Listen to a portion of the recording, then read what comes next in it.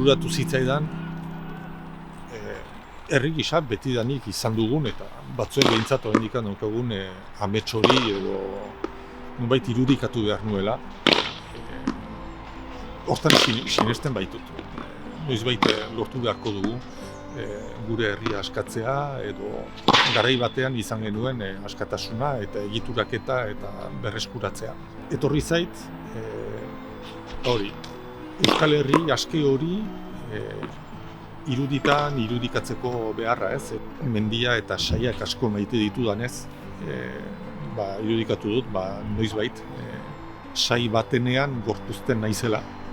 Saia bilakatzen naiz eta sai horrek egiten du halako hegaldi luze bat Euskal Herrian zehar. Eta ikusten du ze aldaketa izan den. Eta aldi berean, hegaldi horretan zehar, bere baitan ditu belaunaldi asko utzitako oroitzapenak, gertaerak, latzak batzuk, beste batzuk ez. Eta hegaldian zehar, oroitzapen guzti horiek banan-banan berreskuratzen noa.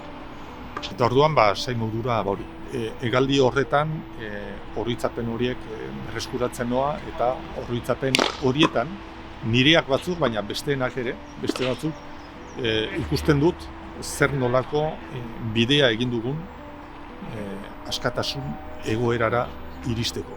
Hori da modu bat proposamen bat egiteko, edo behintzat niri bururatzen zaidan askatasunerantzko bide bat proposatzeko.